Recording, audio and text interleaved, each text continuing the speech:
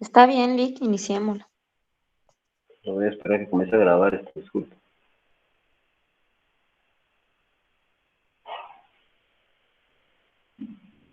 Gracias. Vamos a apagar la pantalla para poder limitar el flujo de datos.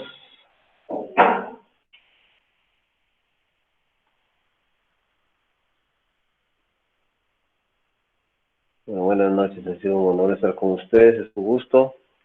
Vamos a hablar un poquito, ¿dónde nos quedamos? Ya vimos el plazo, Eh, ¿verdad?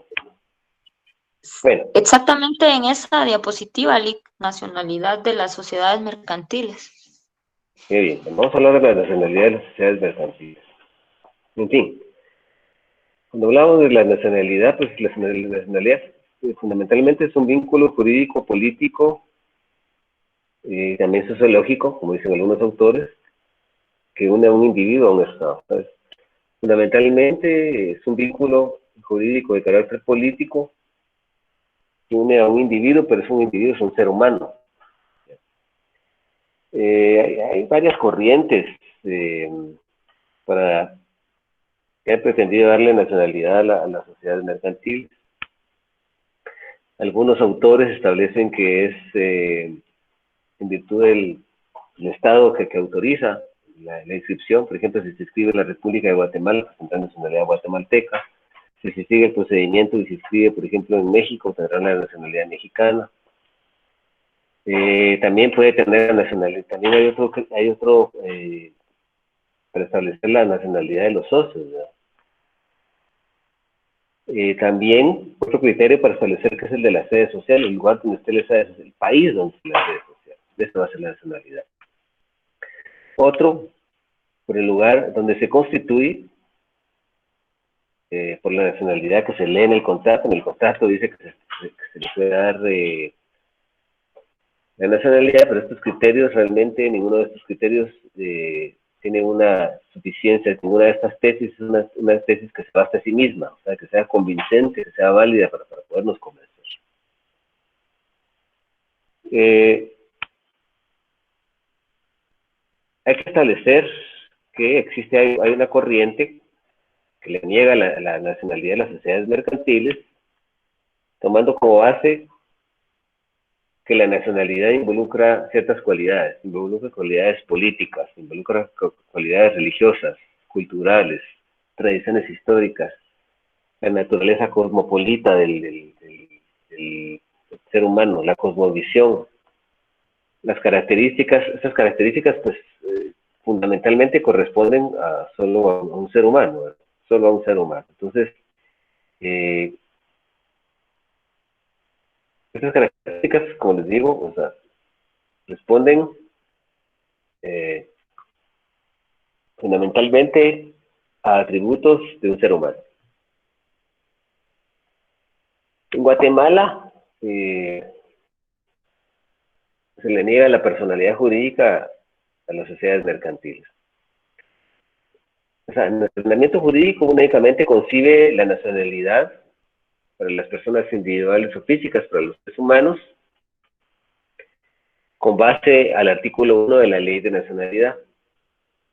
Entonces, ¿alguien tiene la ley de nacionalidad por ahí? Pero este artículo establece lo siguiente.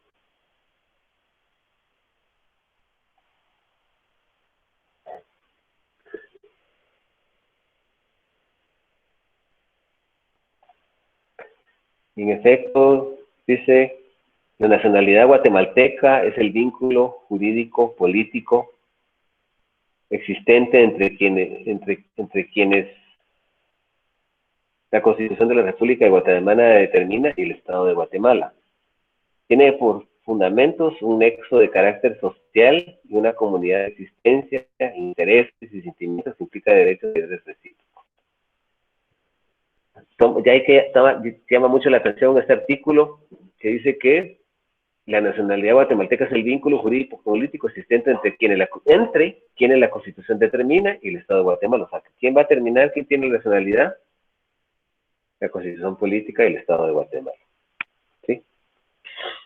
Entonces, la Constitución de la República de Guatemala señala qué personas les corresponde la nacionalidad. No obstante que el artículo 76 de la propia Constitución establece que son guatemaltecas las personas jurídicas constituidas por las leyes de la República. Si quiere, por favor, ¿alguien tiene la Constitución que me pueda leer eso, por favor?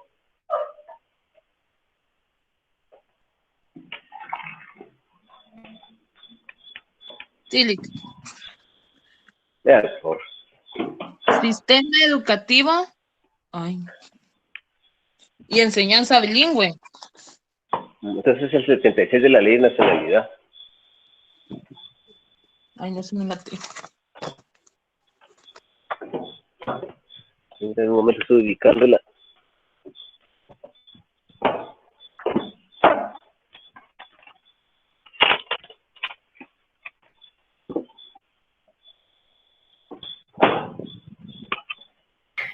Lic, artículo 76 de la Ley de Nacionalidad. ¿Qué dice? Son guatemaltecos las personas jurídicas constituidas bajo las leyes de la República. O sea, ahí hay una, lo que llamamos nosotros una antinomia. ¿Saben ustedes qué es una antinomia, no? No. Cuando hay dos preceptos. ¿Cómo dice Lic? ¿Anti qué? Antinomia. Ah, ok. Una antinomia. O sea, cuando dos normas, una afirma algo y otra niega algo. ¿Sí? ¿Por qué? Porque el artículo 1 de esa ley de nacionalidad, como acabamos de analizar, establece que la nacionalidad, ¿sí? ¿Recuerdan que lo vimos ahí? Va a ser ese vínculo jurídico político entre quienes la Constitución de la República determina y el Estado de Guatemala. ¿Sí? Entonces,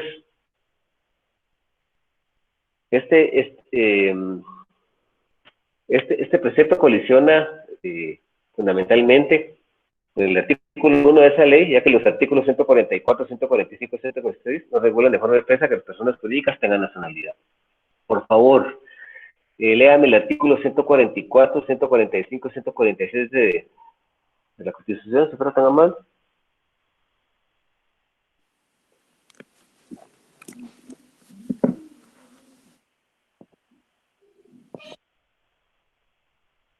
Nacionalidad de origen. Ajá. 144. 144, nacionalidad de origen.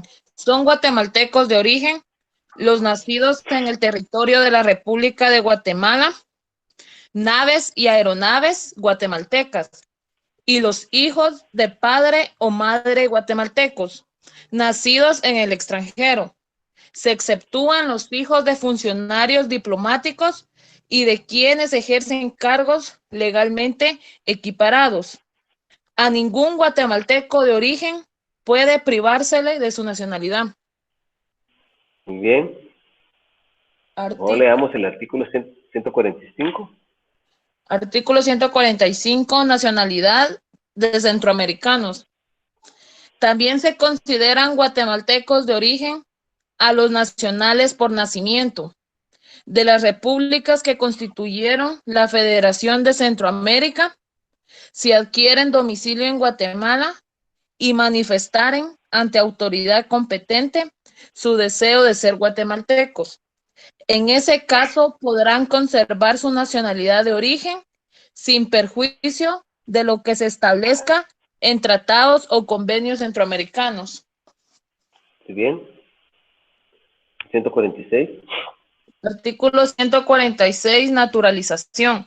Son guatemaltecos quienes obtengan su naturalización de conformidad con la ley. Los guatemaltecos naturalizados tienen los mismos derechos que los de origen, salvo las limitaciones que establece esta Constitución. Muy bien, entonces de ahí se pueden dar ustedes cuenta que no existe un fundamento claro para establecer la nacionalidad de las sociedades mercantiles, ¿verdad? Leamos otra vez el artículo 76, si fuera tan amable. La ley de nacionalidad. Ahorita. Artículo 76. Son guatemaltecos las personas jurídicas constituidas bajo las leyes de la República.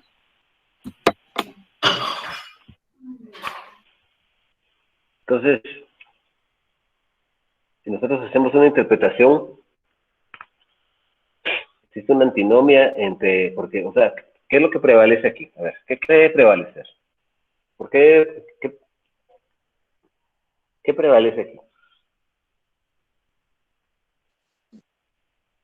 Hagamos un ejercicio de interpretación. Buenas noches, Lick. Buenas noches.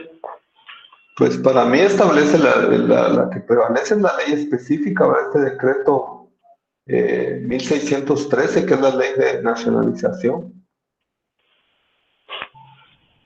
Respeto su criterio. ¿Alguien más quiere participar? Para mí prevalece lo que está establecido en la Constitución. Ajá. Eso de la Constitución y el Estado establecen a quién les corresponde la nacionalidad. Muy bien, así es.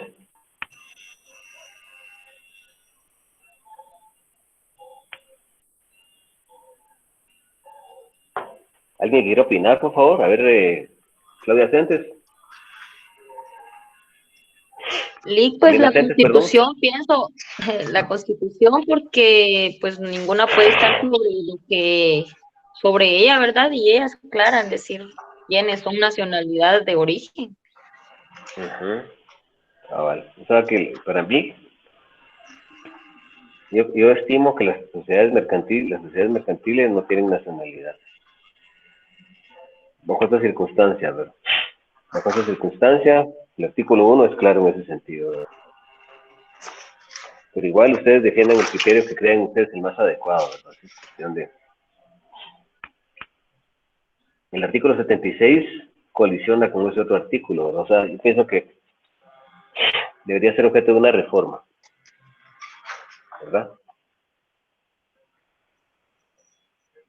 Bueno, vamos a seguir. Sigamos, por favor.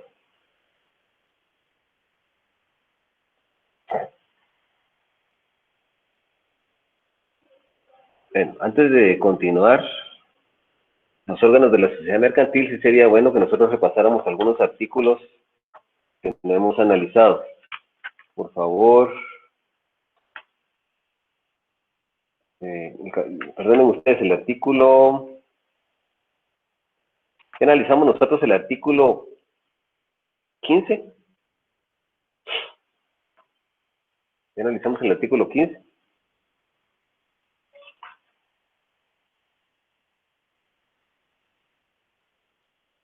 No, ¿verdad? No lo hemos analizado. ¿Del Código LIC? ¿El Código No, de Comercio? yo creo que no. Ok. Denme un segundito. Solo voy a buscar mi constitución, que no la tengo por aquí.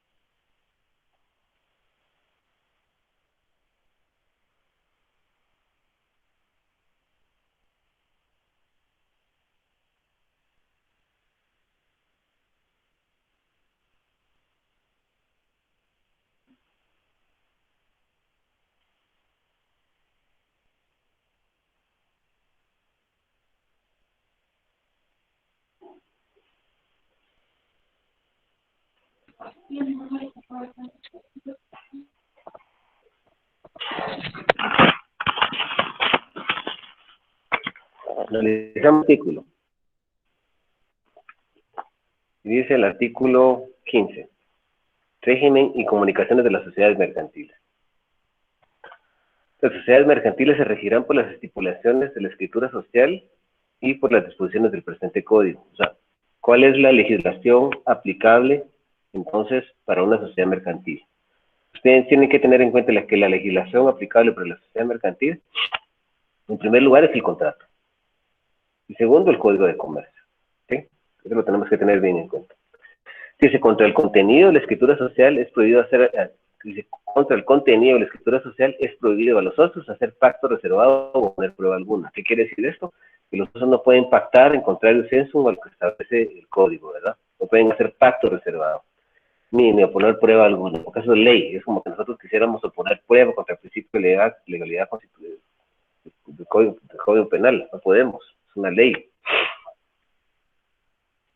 Entonces, contra el contenido de la escritura social, es prohibido a los socios hacer pacto reservado, es decir, pactar en contrario sensu a lo que establece la escritura o poner prueba alguna. Dice, la participación o toma de decisiones en asambleas, juntas, sesiones administrativas.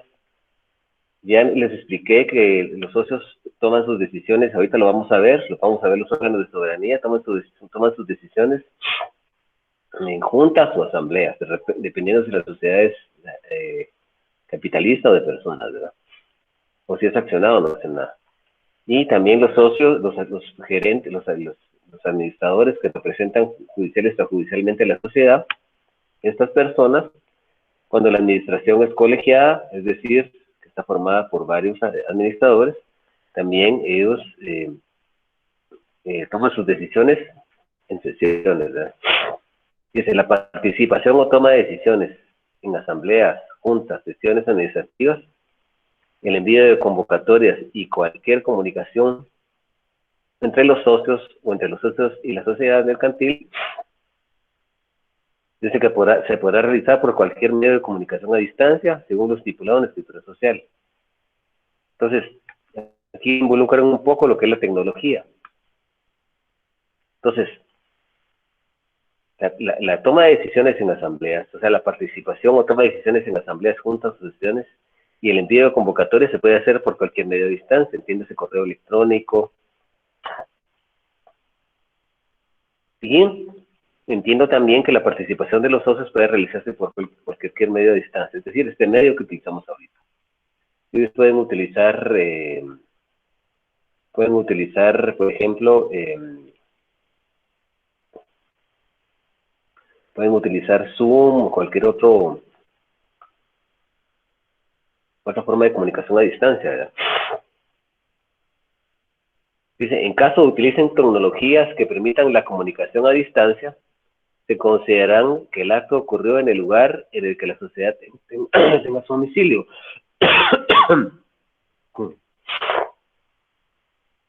Dice, para la validez de cualquier comunicación a distancia, la escritura social podrá determinar la aplicación de los mecanismos previstos en la legislación nacional o cualquier otra alternativa que permita asegurar la autenticidad e integridad de sus comunicaciones. Es decir, se desprende de este artículo que cualquier convocatoria se puede hacer por cualquier medio de distancia. Yo creo que este artículo debe ser más amplio y establecer por medios electrónicos, pero esa es la interpretación que le podemos dar. O sea, que los socios puedan participar por algún sistema de videoconferencias, que las convocatorias puedan hacerse por correo electrónico, etcétera, cualquier otra vía, ¿verdad? ¿Alguien tiene algún comentario con respecto a este precepto legal?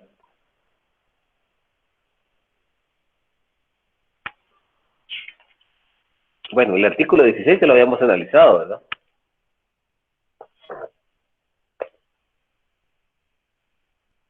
Sí, Lic. Perfecto. El 17 establece registro. El testimonio de la escritura constitutiva, la ampliación y sus modificaciones deberá presentarse al registro mercantil dentro del mes siguiente a la fecha de la escritura. Dice contrato antes de autorización. Dice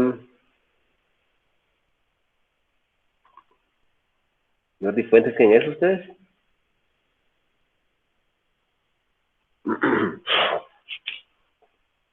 Es el testimonio de la escritura constitutiva y la ampliación y sus modificaciones deberán presentarse al registro mercantil antes, dentro del mes siguiente a la fecha de la escritura. Tienen un mes para presentar el testimonio. Ustedes saben que es un testimonio, es el testimonio de la escritura.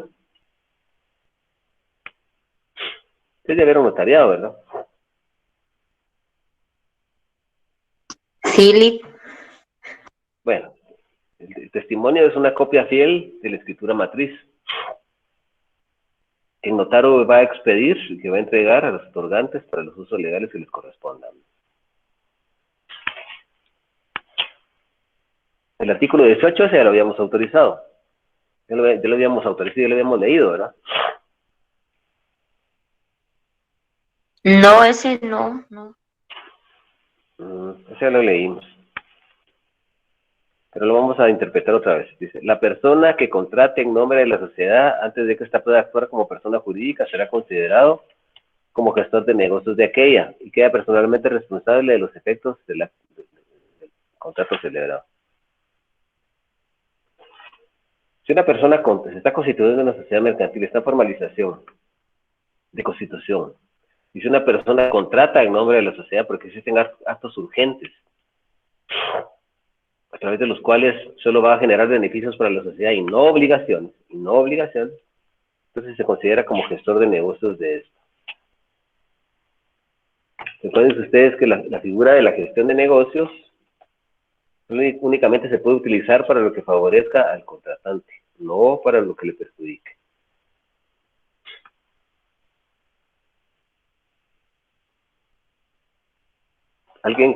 ¿Alguien puede buscarme el fundamento legal de la gestión de negocios?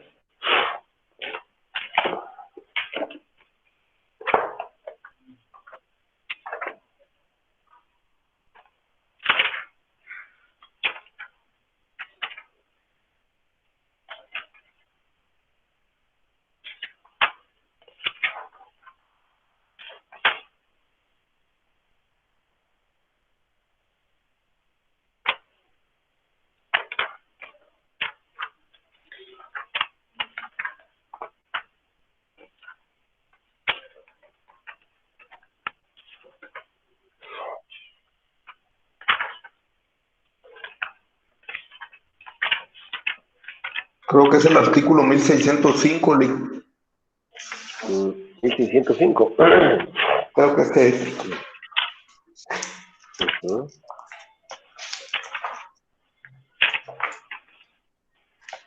Eso es correcto.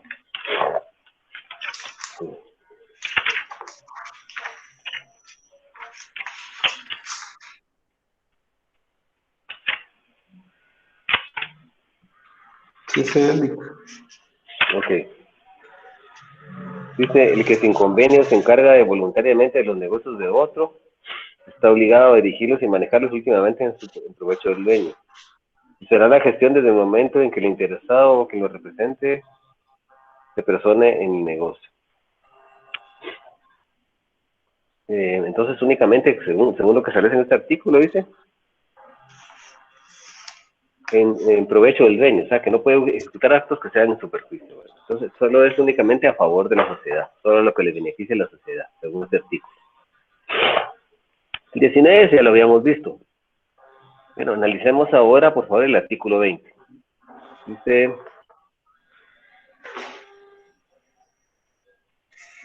por favor, dice, tutor y guardador. El tutor y el guardador no pueden constituir sociedad mercantil con sus representados, es decir, con el pupilo, ¿verdad? O con el incapaz, ¿verdad?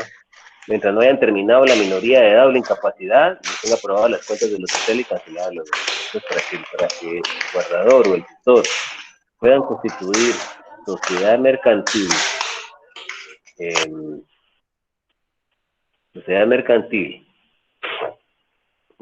con el menor de edad o con el incapaz, tienen que estar aprobadas las cuentas de la tutela y tienen que cancelarse las garantías.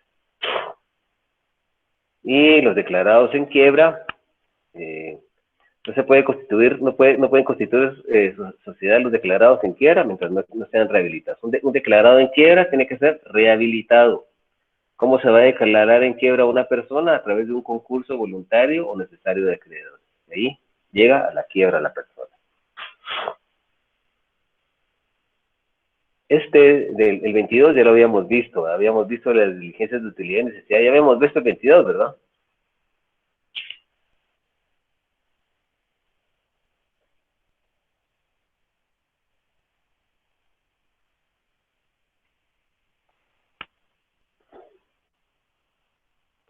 Analicemos el artículo 23.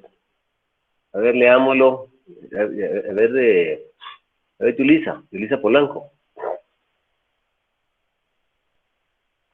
¿Cómo dice el disculpe? Lea el artículo 22, por favor. Del Código de Comercio. Si me hace el favor. Vale.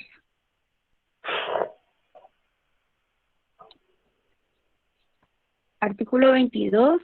Sociedad con menores e incapaces. Por los menores e incapaces solo podrán sus representantes constituir sociedad previa autorización judicial por utilidad comprobada. La responsabilidad de los menores o incapaces se limitará al monto de su respectiva aportación. Quiere decir que en este caso habría que seguir un juicio de utilidad y necesidad anterior para poder para que los representantes legales constituyan sociedad mercantil, ¿verdad? En todo caso, habría que seguir ese juicio. Dice el artículo 27, creo que ya lo habíamos visto, dice, para enajenar o gravar bienes de menores, incapaces o ausentes, el artículo 420, podemos ubicarnos 420 del Código Procesal Civil Mercantil. Dice, para enajenar o gravar bienes de menores, incapaces o ausentes, el que los tenga bajo su administración deberá obtener licencia judicial, probando plenamente que hay necesariamente o resulta manifiesta utilidad del acto que se pretende verificar. Hay utilidad y necesidad en los contratos sobre bienes de menores, incapaces o ausentes, cuando los bienes inmuebles no alcancen para satisfacer créditos legítimos o para llenar necesidades precisas de alimentación del menor incapaz. De ahí dice, cuando para conservar los bienes y sus productos no se puede encontrar otro camino que el de gravarlos. Cuando se proporciona la redención de un gravamen mayor por otro menor. Entonces, se tiene que demostrar que hay manifiesta utilidad o hay necesidad. Hay utilidad cuando se va a mejorar el patrimonio del menor. Y hay necesidad cuando no queda otro camino que el de gravar esos bienes, ¿sí? Porque los bienes, el patrimonio del menor está existiendo o puede existir o es cercano una amenaza de un detrimento o disminución de ese patrimonio. Entonces se necesita esa autorización judicial. Si nosotros analizamos, dice adquisición de acciones por menores. Dice, los representantes legales de menores incapaces ausentes pueden adquirir para sus representados acciones de sociedades anónimas o en comandita, siempre que están totalmente pagadas, tienen los requisitos que señala la ley para la inversión de fondos en estos. ¿Qué requisitos son? Igual, de las diligencias de utilidad o necesidad.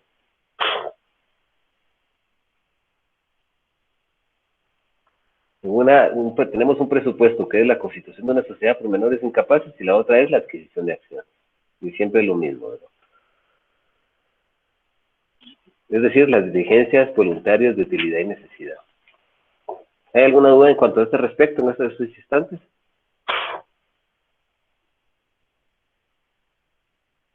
El plazo y la prórroga ya se habían analizado, el derecho a la razón también. El 27 también. El 28 lo habíamos visto. También, ¿verdad? Sí, El 30. Sí, también. Bueno, también. también, ¿verdad? 31, 32, 34 también, ¿no?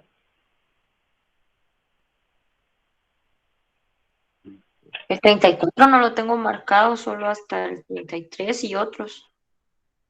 Fíjese que el 35 ya lo habíamos analizado, lo analizamos hace un par de clases, creo, y analizamos que la distribución de... Eso lo explicó el licenciado Jorge. Hablamos del balance general, cuando nos remitimos de que para poder distribuir las utilidades tiene que hacerse con base al balance general del ejercicio, ¿verdad?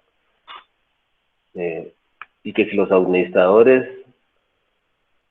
autorizan y los socios que también participen en las utilidades, que se distribuyan y que no tengan fundamento en el balance general o el estado de pérdidas a ganancias, que era lo que nos explicaba el licenciado Jorge, entonces pues van a responder de forma solidaria, ¿verdad? Y explicamos que esa solidaridad es la solidaridad de la mancomunidad solidaria, ¿verdad? Explicamos. El número de la reserva, los derechos de los socios. Esto es importante, el artículo 39.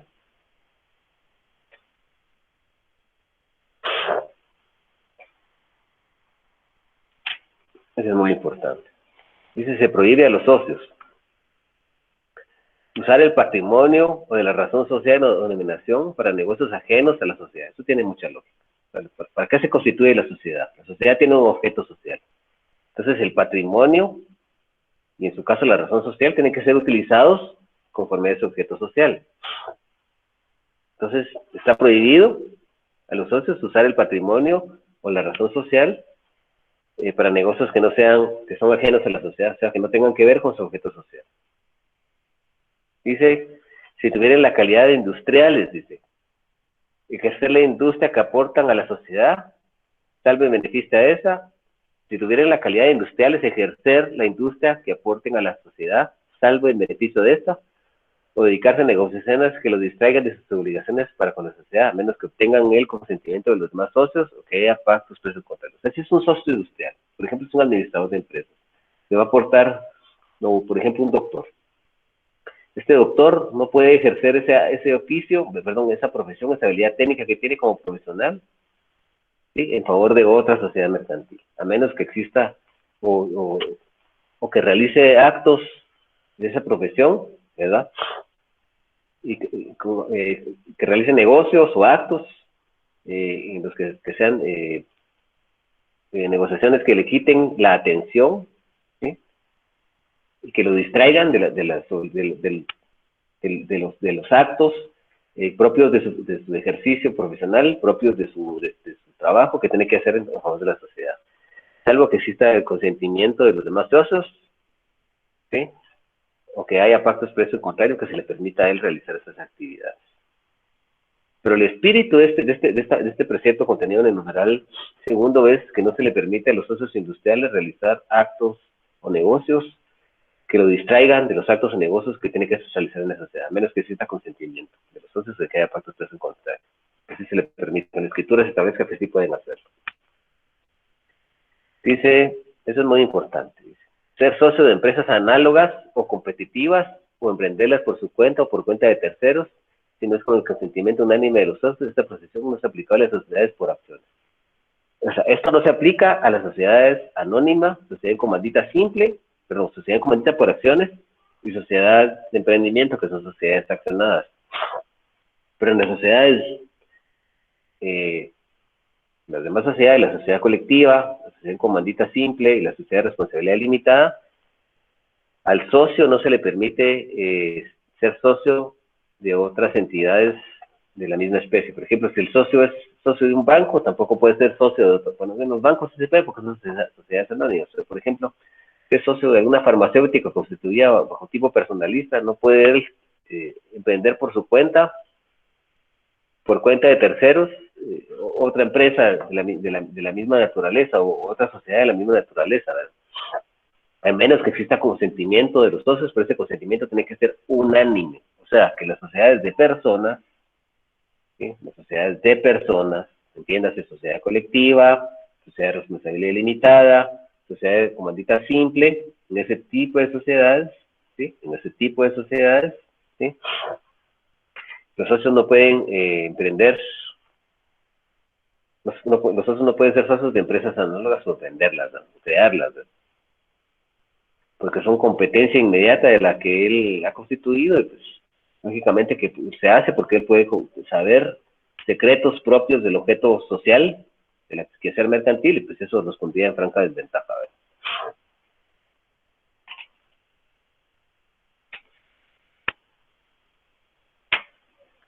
Y de ahí dice, ceder o gravar su aporte de capital en la sociedad sin el consentimiento previo y unánime de los socios, salvo cuando se trate de sociedades accionadas. O sea, cuando el socio quiere enajenar su aportación, por ejemplo, yo di a una sociedad para poder fundarla un edificio, otro socio dio 50,000 quetzales, otro socio dio una flotilla de autobuses. Ese socio no puede ceder o gravar, por ejemplo, sus acciones, su participación, por ejemplo, hipotecarla. En este caso tal vez no sería una hipoteca, sino que sería una prenda, ¿verdad? Porque son las acciones, las aportaciones son consideradas cosas muebles, ¿verdad? Entonces no se puede gravar sin el consentimiento unánime de los socios. Tiene que ser unánime. Pero si es una sociedad por acciones, es una sociedad anónima, es una sociedad comandita por acciones, es una sociedad de emprendimiento, ahí sí se permite esto, sí es factible, sí es totalmente permisible y factible. Y este artículo que vamos a leer ahora es muy importante. Dice, los socios que violaren cualquiera de las prohibiciones contenidas en el artículo anterior pueden ser excluidos de la sociedad.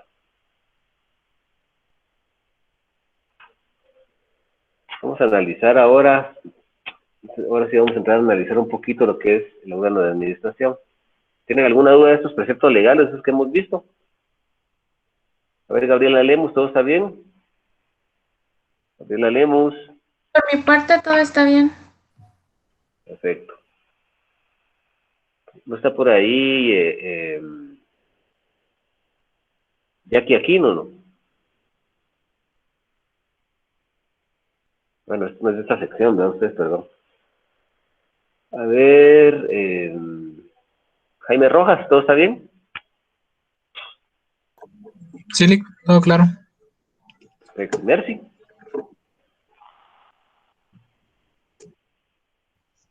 Todo claro también, Lick, gracias.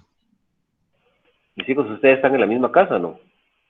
Sí, estamos en la misma casa. Pues no están en la misma compu, ¿eh?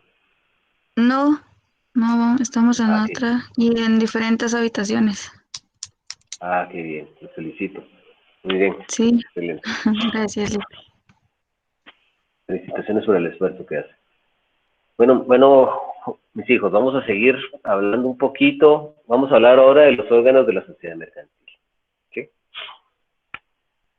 Bueno, el órgano de soberanía. El órgano de soberanía es fundamentalmente también denominado órgano deliberante. Órgano deliberante. ¿Sí? O también se le puede denominar como órgano pesante. U órgano supremo de la sociedad. Este está conformado por la totalidad de los socios. Y este es el que va a establecer las políticas comerciales, es la que va a establecer de qué forma se va a cumplir con el objeto social. Y esto fundamentalmente va a estar destinado a la escritura constitutiva, ¿verdad? Y lógicamente que el órgano de soberanía es el que va a dirigir a la sociedad, va a establecer la sociedad a comportar en el ámbito comercial, cómo se va a comportar en el ámbito comercial, cómo se va a comportar si existe también algún ámbito de carácter judicial donde va a intervenir, cuáles son las atribuciones que se van a hacer valer en ese juicio, ¿sí? Y van a dirigir, lógicamente, la vida jurídica de la sociedad, pero va a ser conforme a la ley, Código de Comercio y de la social. Y eso lo van a hacer mediante la toma de decisiones. O sea, la sociedad, el órgano de soberanía, está conformado, ¿sí? Está conformado por todos los socios. Y esas decisiones ellos las van a tomar mediante algunos actos que son importantes. ¿Qué actos son esos? Primero, a través de la deliberación, la votación y la aprobación de los puntos de la agenda. La agenda, creo que la vamos a ver más adelante, es el elemento material que contiene todos los asuntos que se van a discutir en un órgano de soberanía. El órgano de soberanía de las sociedades colectivas, de la sociedad en comandita simple, la sociedad en responsabilidad limitada es la Junta General. El órgano de soberanía de la sociedad anónima, de la sociedad en comandita por acciones y de la sociedad de emprendimiento es la Asamblea General. Así se le denomina, asamblea, ¿verdad? Es importante que nosotros leamos el artículo 41. Ese artículo es muy importante, es muy importante. Dice, en los asuntos que deban resolverse por los socios y que conforme al contrato social y por disposición de esta ley no requieran una mayoría especial, será el voto de la mayoría. Aquí está estableciendo que ese tipo de decisiones de las que venimos hablando, de las cuales se van a conocer, un tema de agenda, se va a deliberar, se va a votar, ¿sí? Deliberar es ponerse de acuerdo qué decisiones van a tomarse. Y después las decisiones se van a tomar mediante la votación. Y aquí está estableciendo que es el voto de la mayoría. ¿Qué tenemos que entender? ¿Qué tienen ustedes por voto de la mayoría? A ver, Giselle. ¿Qué tiene usted por voto de la mayoría? Buenas noches, Lick. Tal vez sería como más de la mitad de los integrantes de la sociedad. Sí. Muy bien, mayoría simple, exacto. Excelente, excelente. Gracias. Dice, constituirá mayoría la que haya establecido en el contrato, y a falta de esta estipulación, la mitad más una de los socios y la mitad más una de las acciones.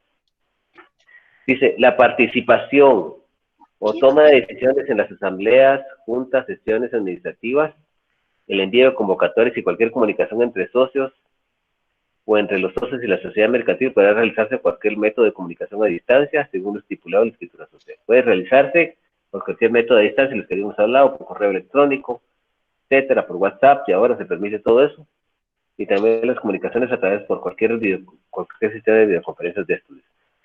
En los casos que se utilicen tecnologías que permiten la comunicación a distancia, como esta que estamos utilizando, se considera que el acto ocurrió en el lugar en que la sociedad tenga su domicilio. Dice, para la validez de cualquier comunicación a distancia, la escritura social podrá determinar la aplicación de los mecanismos previstos en la legislación nacional o cualquier otra alternativa para asegurar la autenticidad e integridad de las comunicaciones. Bueno, analicemos ahora las clases de órgano de soberanía. En primer lugar, tenemos la Junta General. La Junta General es el órgano de soberanía de la sociedad colectiva, de la sociedad en comandita simple, de la sociedad de responsabilidad limitada. ¿Sí? Generalmente la Junta General, ordinariamente, la conocemos como el órgano de soberanía de las sociedades de personas. La Asamblea General es el órgano de soberanía de la sociedad anónima, la sociedad en comandita por acciones y la sociedad de emprendimiento. Y aquí tenemos al final lo que habíamos dicho al principio, de lo que ya me estoy diciendo yo, que se ha establecido que el órgano de soberanía de las sociedades de personas es la Junta General, el órgano de soberanía, reitero, de las sociedades de personas es la Junta General. Y el de las sociedades de capital es la Asamblea General. Recordemos que la sociedad de responsabilidad limitada no es una sociedad de personas, es una sociedad de término intermedio, pero también tiene como órgano de soberanía a la Junta General. Y los que venía analizando de la agenda, ¿verdad? Que la agenda es el elemento material que contiene todos los puntos o temas que van a tratarse en una Asamblea General o Junta General y que deben ser deliberados, votados y aprobados por los socios. Acuérdense que el acto de la deliberación, o sea, nosotros tenemos una agenda, y en la agenda, por ejemplo, tenemos como punto que la sociedad, por ejemplo, va a vender camiones, que la sociedad va a distribuir utilidades, que la sociedad va a conocer del informe del órgano de administración. Entonces, cuando nosotros nos ponemos de acuerdo qué es lo que vamos a votar, eso se llama deliberación. Y cuando votamos y aprobamos, pues es el voto, ¿verdad? ¿Cómo vamos a aprobar una decisión? Es por medio del voto.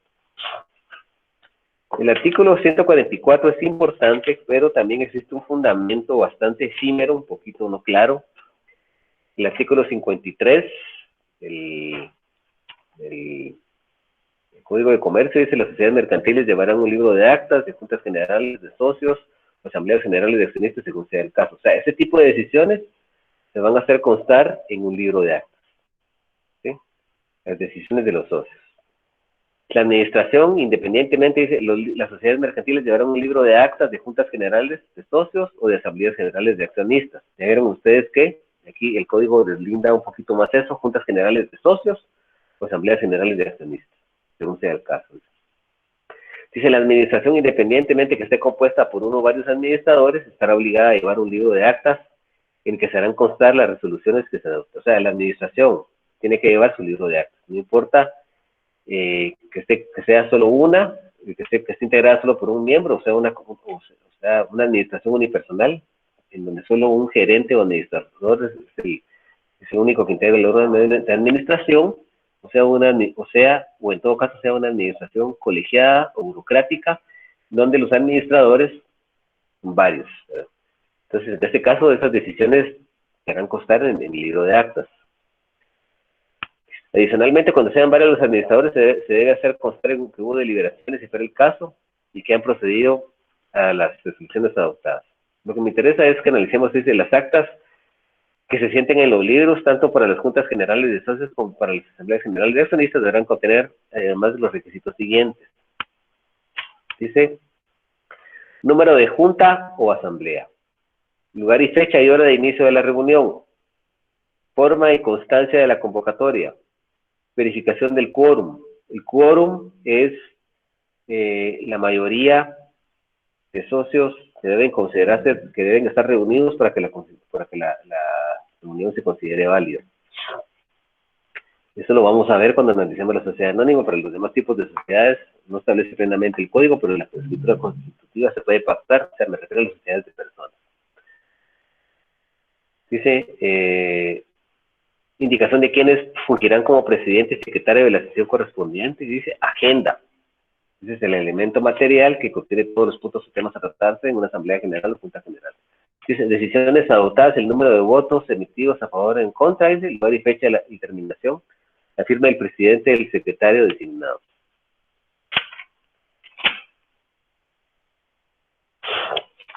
Regularmente quien funge como presidente es el presidente del Consejo de Administración y el secretario. Pero a veces se puede designar a otra persona distinta. Dice: las actas que se sienten en los libros de actas de administración deberán contener los requisitos siguientes.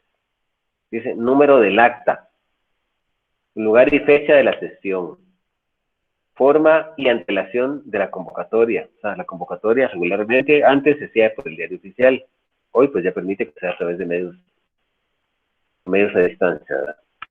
Dice: el nombre de los administradores presentes o representados. Dice: agenda, decisiones adoptadas y el número de votos emitidos a favor o en contra, la fecha y hora de su terminación, la firma del presidente y secretarios designados. Dice: cuando por cualquier circunstancia no pudiera sentarse un acta en el libro respectivo, se asentará ante notario, quien actuará como tal, debiendo cumplir lo aplicable con las formalidades contempladas en el artículo anterior. Dice: la misma deberá incorporarse al libro de actas correspondiente como anexo, en un plazo no mayor de 15 días hábiles contados a partir de la fecha en que se autorice el acta bajo responsabilidad de la administración. ¿Qué responsabilidad tiene la administración? No dice la ley, solo dice bajo responsabilidad de la administración. Haciendo constar dicha anexión en razón que se coloque siguiendo el orden de los folios en el libro respectivo. O sea, cuando no se puede consignar el acta en el libro respectivo, entonces se puede hacer notario, ¿sí? Siempre cumpliendo con las formalidades que hemos analizado, que están en el párrafo anterior, ¿verdad? Y esta se va a incorporar al libro de actas como un anexo. ¿Cómo se va a hacer ese anexo? Y se hace una razón, ¿verdad?, en la cual se hace constar que se procedió de esa forma, ¿verdad? que el acta se levantó ante notario y que se junta en los anexos del libro, se hace una razón en el libro. Y para poder realizar esa razón se hace en 15 días. ¿Sí? Entonces el acta se puede hacer en el propio libro o ante notario, pero hay obligación dentro de 15 días, a partir del otorgamiento de esa acta, de tomar razón en el libro respectivo. Eso es algo muy importante. Si analizamos el artículo 144, porque era importante antes ver el requisito, los requisitos del acta, porque la asamblea se va a contar en acta. Este artículo es propio de las sociedades, de la sociedad anónima, dice. Dice, la agenda deberá contener la relación de los asuntos que serán sometidos a la discusión y aprobación de la Asamblea General. Será formulada por quien haga la convocatoria. Quienes tengan derecho a pedir la convocatoria, ¿quiénes tienen derecho a pedir la convocatoria? ¿Quiénes van a solicitar a que se convoque a esa asamblea?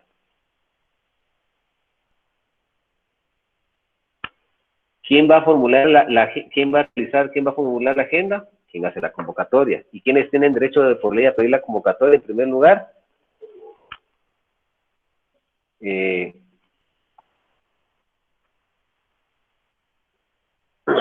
Dice, quienes tienen derecho a pedir la convocatoria de Asamblea General lo tienen también para pedir que figuren determinados puntos de agenda. Y realmente quienes pueden pedir la convocatoria son cualquiera de los socios o los administradores, ¿verdad?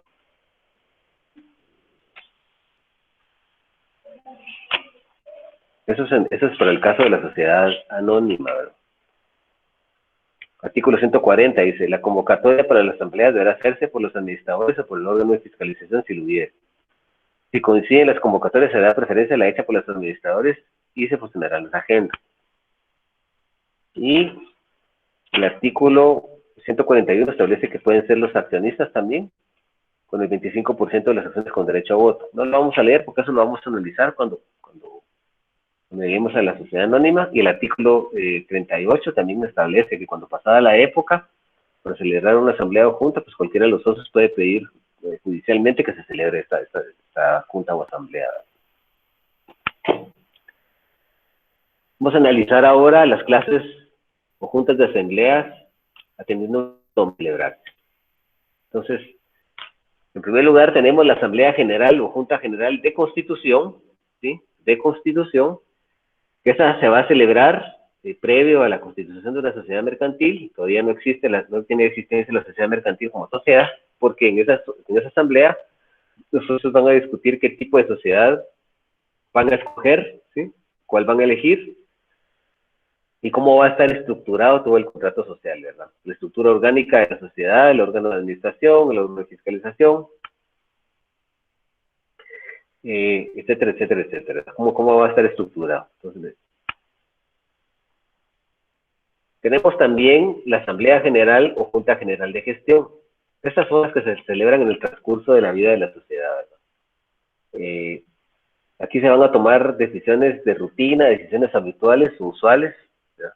¿Qué es lo que realmente se va a discutir en una asamblea? ¿Qué es lo que se va a discutir realmente en una asamblea o junta? Lo que se va a discutir normalmente es el proyecto de distribución de utilidades, el proyecto de administración, el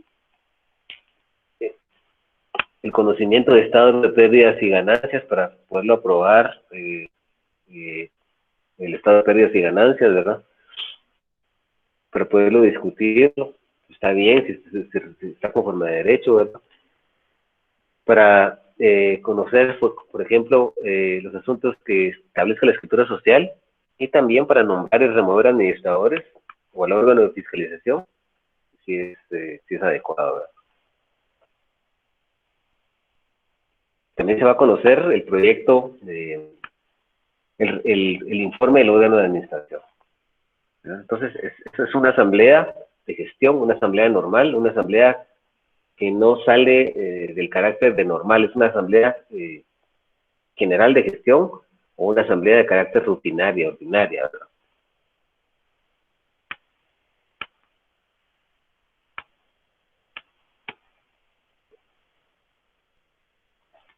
Y la Asamblea General Ordinaria o Junta General Ordinaria, que se va a ocupar de los temas de rutina. Esta es una clasificación ya legal. Está en el artículo 134 del Código de Comercio. asambleas ordinarias.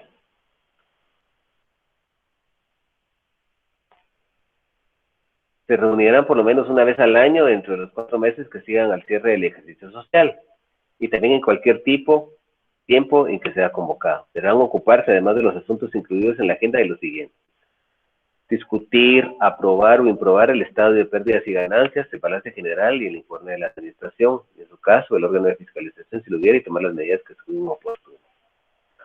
Nombrar y remover a los administradores al órgano de fiscalización si lo hubiera y determinar sus respectivos emolumentos. Conocer y resolver acerca del proyecto de distribución de utilidades que los administradores deben someter a sus consideraciones. Conocer y resolver de los asuntos que concretamente le señala la escritura social. Si nosotros si buscamos en la sociedad colectiva, la sociedad responsabilidad limitada, nosotros no vamos a encontrar ninguna regulación legal que establezca fundamentalmente, que establezca de forma clara, de forma concisa, qué aspectos se van a conocer en una asamblea de carácter, en una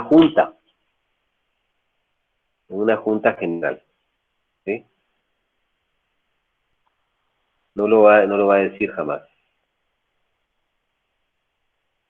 Dice, eso es lo único del artículo 65 de la sociedad colectiva, que es el único que vamos a encontrar que nos pueda referir a esto, porque la sociedad de comandita simple nos remite a este artículo, y también la sociedad de responsabilidad limitada dice las resoluciones que por ley o por disposición de escritura, artículo 65.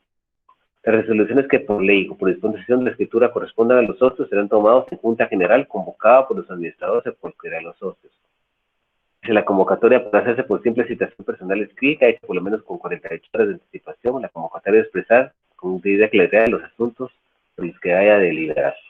Como esa es una sociedad de tipo personalista, entonces no establece cuáles son los temas que se van a discutir en una junta general o en una asamblea general. Tendríamos que entender que son los mismos del 134 y 135. ¿Por qué? Porque son cuestiones, o sea, que se van a, si es una asamblea general, ya establecimos cuáles son las cuestiones de rutina que se discuten ahí, y ahorita vamos a analizar en una asamblea extraordinaria cuáles son los que se discuten en una asamblea extraordinaria, general extraordinaria o junta general extraordinaria. Pero si analizamos específicamente para la sociedad colectiva, para la sociedad responsabilidad limitada, pues desafortunadamente no hay ningún artículo que establezca qué puntos se van a conocer en una asamblea general ordinaria. Entonces, siendo una interpretación exegética, en la lógica, estableceríamos que esos son los puntos de orden.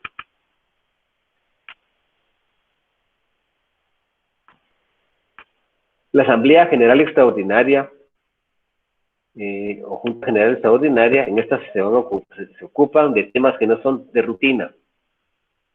Son temas que salen de una cotidianidad, que son insólitos, que son extraordinarios, que son excepcionales, ¿verdad?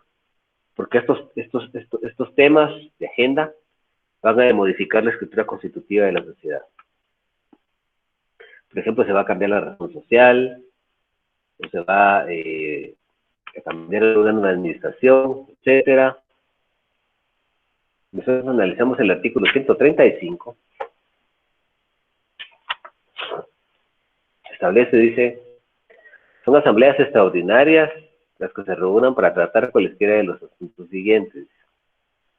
Y ahí dice, toda modificación de la escritura social, incluyendo el aumento o reducción de capital o prórroga del plazo, dice.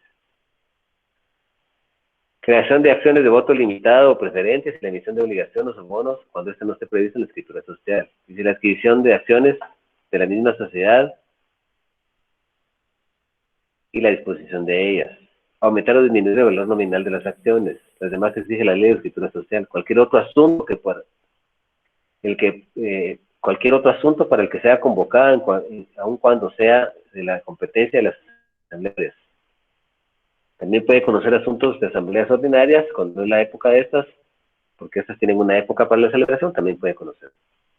Dice estas asambleas pueden reunirse en cualquier tiempo.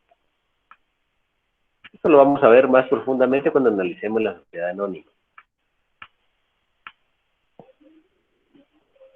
Tenemos las asambleas de disolución o liquidación, cuyo objetivo es ponerle fin a la sociedad mercantil, Este acto, el objetivo de una asamblea de liquidación es disolver la sociedad, dejarla sin efecto, ¿verdad? Y lógicamente que se va a dejar sin efecto la sociedad y se va a establecer la forma en que se va a liquidar. Cuando estamos hablando de la liquidación, ya lo había explicado el licenciado Jorge, cuando se va a liquidar es porque la sociedad va a dejar de seguir existiendo, y la liquidación es el acto a través del cual se va a hacer una realización del patrimonio, es decir, se va a establecer qué deudas tiene la sociedad, se va a establecer si la sociedad tiene que pagar impuestos, si tiene obligaciones fiscales, tributarias, o qué tipo de obligaciones tenga la sociedad, si la sociedad tiene que pagar algunos impuestos, tiene que pagar salarios, tiene que pagar todas las deudas que tenga la sociedad, y después de eso van a distribuir las utilidades en los socios. Y si queda algo de capital, se va a distribuir entre los socios. Si nosotros analizamos el artículo 237,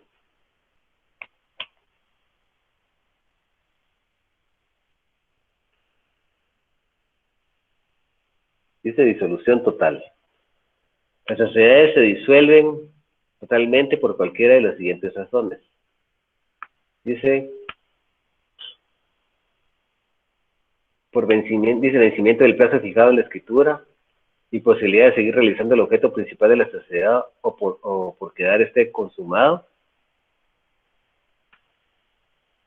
Resolución de los socios tomados en Junta General o Asamblea General Extraordinaria. La pérdida de más del 60% del capital, como se explicaba el licenciado Jorge la vez pasada, dice. Reunión de las acciones o aportaciones de una sociedad en una sola persona, excepto las sociedades de emprendimiento. O sea, cuando una sociedad, un accionista adquiere todas las acciones, es una causa de disolución. Salvo en las sociedades de emprendimiento, ahí sí puede haber un socio unipersonal. En las sociedades de emprendimiento pueden estar integradas por varios socios o puede ser también por un solo socio. Eso es algo extraño, es muy extraño, pero así lo regula nuestra ley. Y los previstos en la escritura social, dice, el séptimo dice en los casos que específicamente determinados por la ley.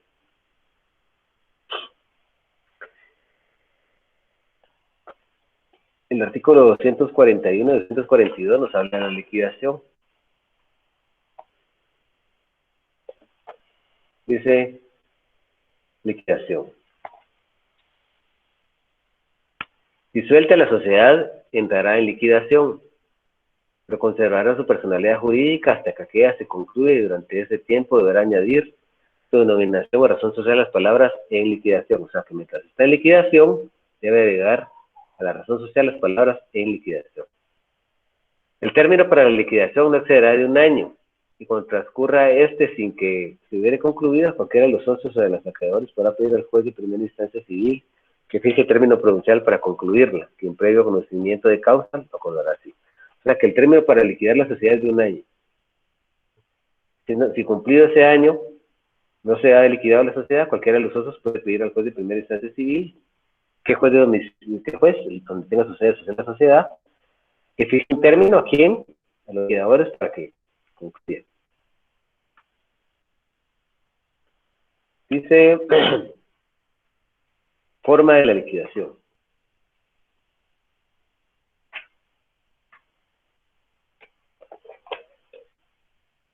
La liquidación se hará en la forma de las personas que expresen la escritura social, si nada se estipuló acerca de ello. El nombramiento de los liquidadores se hará por acuerdo de los socios, tomando por la mayoría en el mismo acto en que se acuerde o se reconozca la disolución.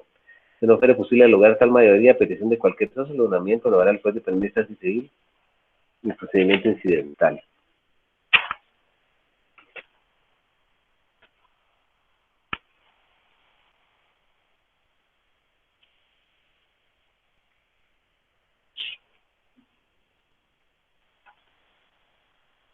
Vamos a analizar el 248, vamos a analizar después esto cuando vemos la sociedad anónima de espacio.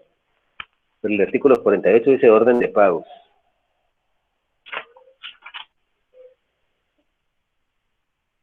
Bueno, creo que el 247 también es importante. Dice los liquidadores tendrán las siguientes atribuciones. Representar legalmente a la sociedad judicial y extrajudicialmente, por el hecho de su nombramiento, quedan autorizados a representarla judicialmente con todas las facultades especiales pertinentes que estatúe la ley de organismo judicial. Concluir las operaciones pendientes al tiempo de la disolución. ¿Qué operaciones pendientes? Las del giro del objeto social de la sociedad. Esas son. Exigir la cuenta de sonorización a cualquiera que haya manejado intereses de la sociedad. Liquidar y pagar las deudas de la sociedad. Dice cobrar créditos, activos, percibir su importe, cancelar los gravámenes que los garanticen y otorgar los correspondientes finiquitos. Vender los bienes sociales aun cuando haya algún menor incapacitado entre los socios, con tal de que no hayan sido aportados por aquellos con la condición de ser devueltos en especie. Presentar el estado de liquidación cuando cualquiera de los socios lo pida. Rendir cuenta de sonorización al final de la liquidación. Disponer la práctica del balance general que deberá someterse a la aprobación de los socios en la forma que corresponda según la naturaleza de la sociedad. Y liquidar a cada socio su haber social, o sea, entregarles sus utilidades en todo caso, también el aporte de capital que quedar que puedan tener derecho. Depositar el registro mercantil, el balance general final, una vez aprobado, obtener del propio registro la cancelación de la institución de la escritura social. En general, realizar todos los actos de la liquidación. El artículo 248 establece: en los pagos, los liquidadores observarán en todo caso el orden siguiente, dice: gastos de liquidación, deudas de la sociedad, aporte de los socios y utilidades. Entonces, primero a los liquidadores hay que pagarles. Después se pagan las deudas de la sociedad. Después, el aporte de capital que dio cada socio y si quedaran, pues las utilidades.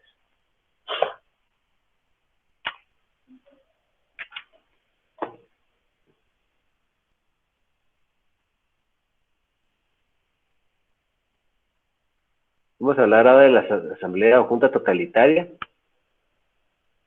Esta nace a la vida jurídica, ¿verdad? Cuando están los socios reunidos, ¿verdad? Están reunidos la totalidad de los socios. Se encuentran reunidos los socios, pero hay que agregar ahí que es la totalidad de los socios.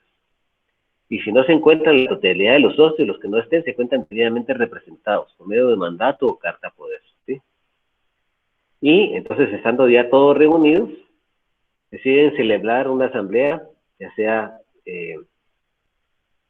una asamblea general extraordinaria o ordinaria, o una junta general ordinaria o extraordinaria, y otro requisito es que aprueban todos los puntos por unanimidad. O sea, ¿cuáles son los requisitos?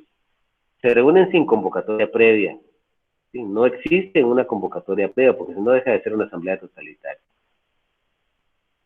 Se reúnen sin convocatoria previa, ¿sí? Y son la totalidad de los socios. Y si no está la totalidad, lo que estén si están ausentes algunos, tienen que estar debidamente representados, por medio de mandato o carta poder.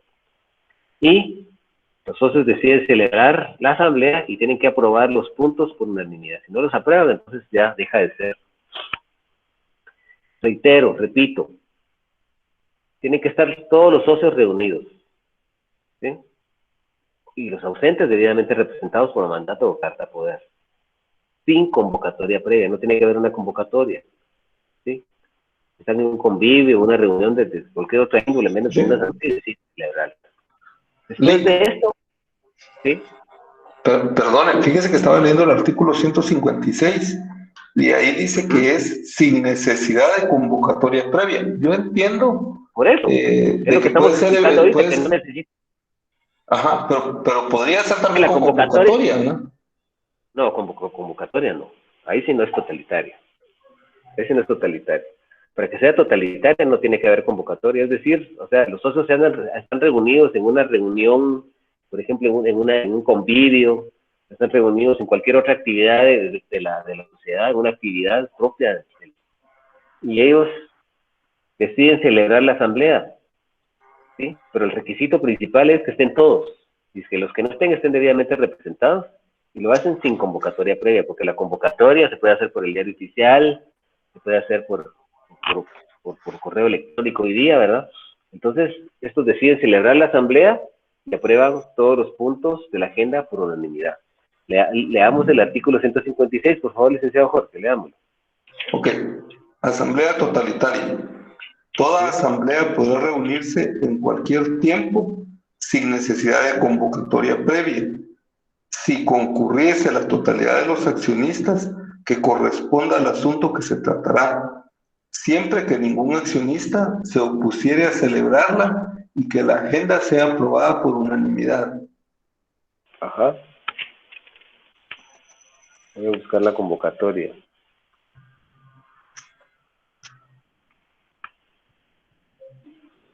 El artículo 138 dice requisitos de la convocatoria. La Asamblea General deberá convocarse mediante avisos publicados por menos 2 veces en el diario oficial y otros de mayor circulación en el país, con no menos de 15 días de anticipación a la fecha de su celebración. Dice, los avisos deberán contener nombre de la sociedad en caracteres tipográficos notorios, lugar y fecha de la reunión, de indicación si se trata de una asamblea ordinaria, extraordinaria o especial, los requisitos que se necesitan para poder participar en ella. Si se trata de una asamblea extraordinaria o especial, los avisos de convocatoria deberán señalar los asuntos a tratar. En caso de que la escritura social autorizara la celebración de asamblea de segunda convocatoria, deberán también señalarse la fecha y hora y lugar de esta reunión. En las sociedades que hayan emitido acciones nominativas deberán enviarse a los tenedores de estas y a la dirección que tengan registradas un aviso escrito que contenga los detalles antes indicados, del que deberá emitirse por correo certificado con anticipación señalada en el primer párrafo. Y si nosotros analizamos el artículo 66, por favor, dice artículo 66. Eso era para las sociedades anónimas, ¿verdad? Y para las sociedades en comandita por acciones. Dice junta totalitaria. Dice, sin perjuicio de lo dispuesto en el artículo anterior, la Junta General quedará válidamente constituida sin necesidad de previa convocatoria, encontrándose reunido debidamente representado todos los socios, deciden celebrarla aprobando la agenda por unanimidad. Y la convocatoria de las sociedades en comandita simple, la sociedad colectiva, la sociedad de responsabilidad limitada, dice, se hace de la siguiente forma. 65, último parte. La convocatoria deberá expresar, dice, la convocatoria podrá hacerse por simple citación escrita, hecha por lo menos con 48 horas de anticipación a la Junta. La convocatoria debe expresar con la debida claridad los asuntos sobre los que haya que... la convocatoria debe expresar con claridad los asuntos sobre los que haya de deliberar.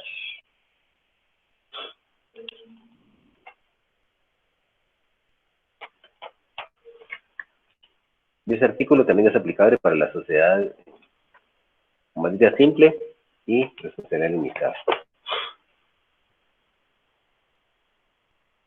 Esto ya lo habíamos visto, el artículo 53 ya lo habíamos visto. Veamos el 333, numeral cuarto.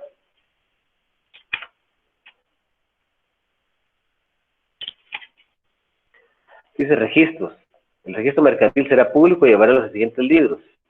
Y el número cuarto dice de auxiliares de comercio, perdón. Es de... ¿Qué artículo dijo Lick, perdón? 333, numeral cuarto. Gracias.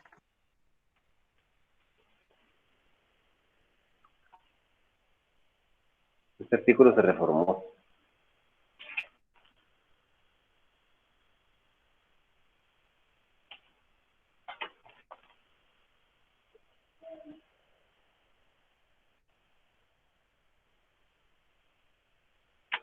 En la reforma anterior yo lo tenía,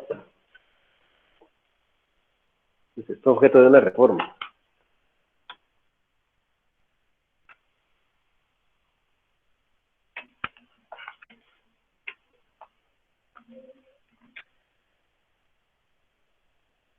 Perdonen, hay un error ahí. Prácticamente el fundamento solo es el artículo 53.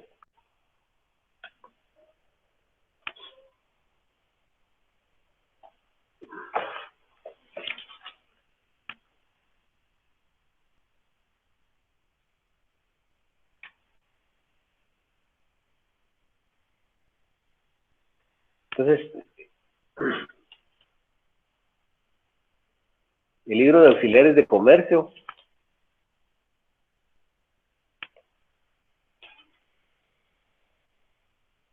los auxiliares de comercio son prácticamente aquellas personas que prestan una ayuda eficaz para el quehacer mercantil de la sociedad. Entiéndase que en este caso, los gerentes, en este caso también los administradores son auxiliares de comercio. Entonces, las decisiones que ellos tomen se van a tomar en ese tipo de libros. Disculpe. Dígame. El artículo 333, numeral 4, ya no entonces. Sí, pero eso en cuanto a los auxiliares de comercio. Ah, bueno, ajá, va, gracias. Okay. Bueno, vamos a hablar ahora del órgano de administración. El órgano de administración fundamentalmente es el que tiene a su cargo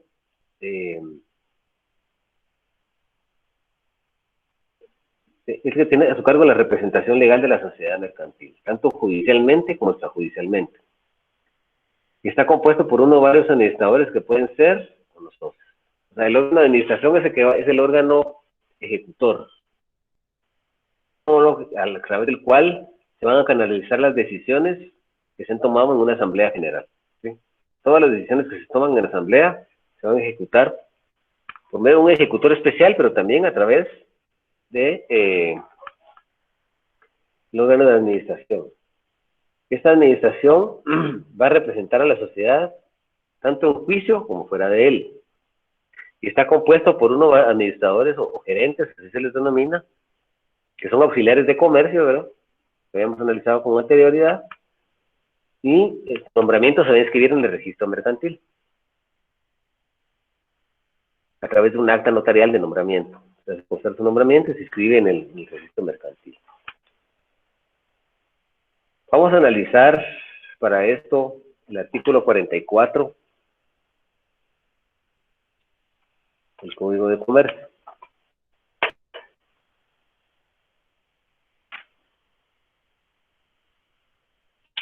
Y dice administración.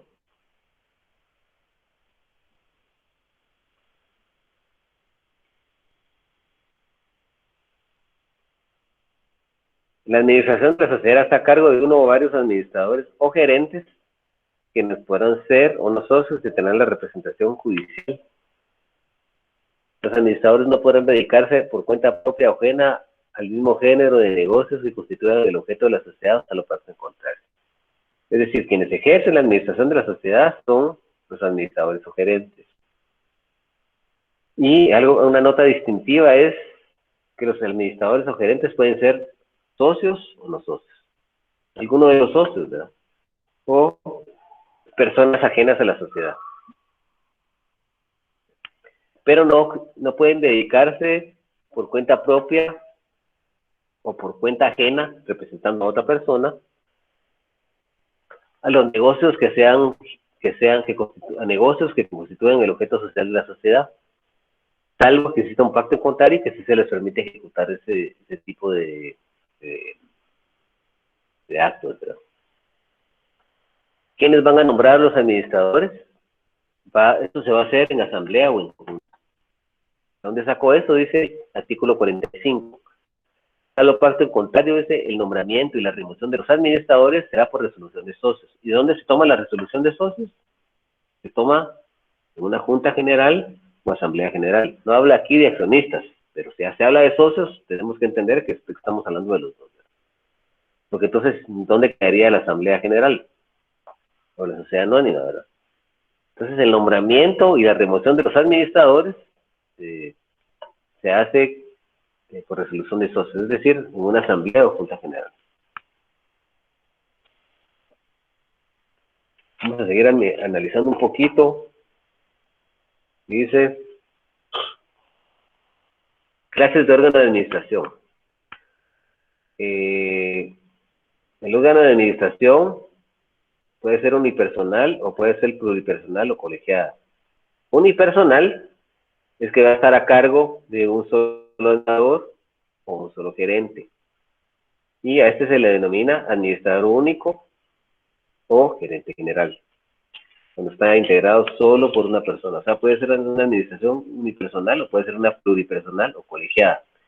Y esta está a cargo de varios administradores o gerentes, ¿verdad?, que actúan conjunto, de forma conjunta. Ellos emiten una deliberación y votación. En caso de estar en desacuerdo, dice, prevalece el voto de la mayoría. Analicemos nosotros el artículo 49, y luego vamos a leer estos que están aquí. Dice administración conjunta.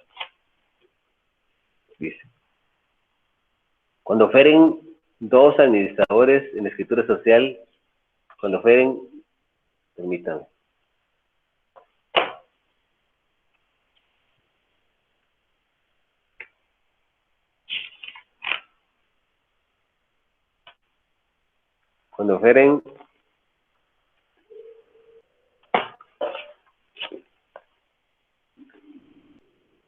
Cuando fueren dos administradores en escritura social, no se especifiquen las facultades y atribuciones de cada uno, procederán conjuntamente, y la posesión de uno de ellos impedirá la realización de los actos o contratos proyectados por otro. O sea, no es sano que existan, no, nunca se van a poner de acuerdo. Existen dos y no están de acuerdo.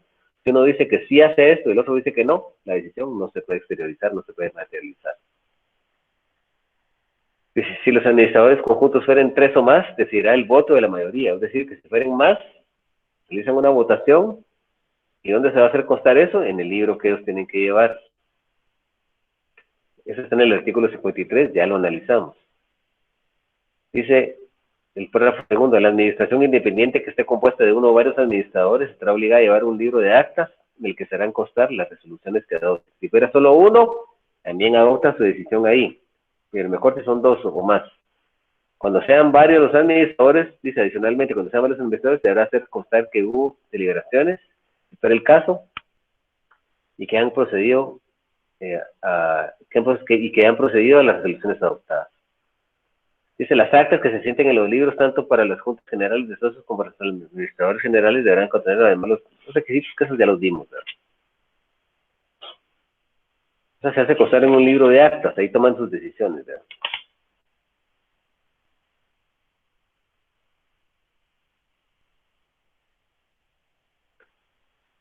Esto, si quieren, lo dejamos por aquí, señores. ¿Quieren que sigamos? ¿Cuántas diapositivas le faltan, Lick? Solo una. Sigamos, Lick. Terminemos. ¿Terminamos? Terminemos con la última diapositiva, digo yo. No. Lo que pasa es que tengo que leer algunos artículos.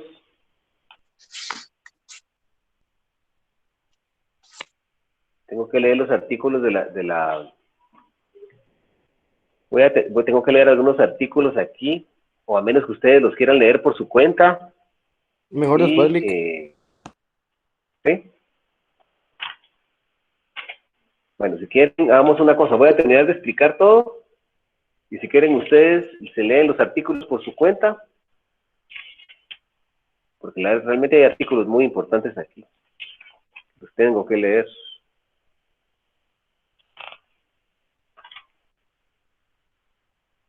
Mejor en la próxima clase, Lick. Levanten la mano quienes quieren que siga o quienes quieren que vaya. Lick, mejor en otra clase, porque usted sabe explicarlo muy bien. ¿Cómo? Mejor en otra clase, así nos explica muy bien. O sea, no quieren ustedes leer y que solo digamos dudas. No les gusta así. Eso va a hacer que no entiendan, ¿verdad? Sí. Va, está bien. Entonces, en la próxima clase vamos a discutir esto. Yo les voy a enviar diapositivas también para la clase del viernes. Otras diapositivas. Ya creo que ya la sociedad colectiva, que es la primera que vamos a ver. No sé si tienen alguna duda de esto, por favor. ¿Tienen alguna duda? No, Lick, hasta aquí va quedando claro. Licenciado Bueno, Jorge. No, Lick, está bien, está bien. Brandon ya se fue. Brandon, ¿hay alguna duda? A ver, Laura Colindres, ¿tiene alguna duda? Laura Colindres, ¿dónde está? Laura Colindres. Laura Colindres. Alba Gutiérrez. Todo bien, Nick. ¿Sí?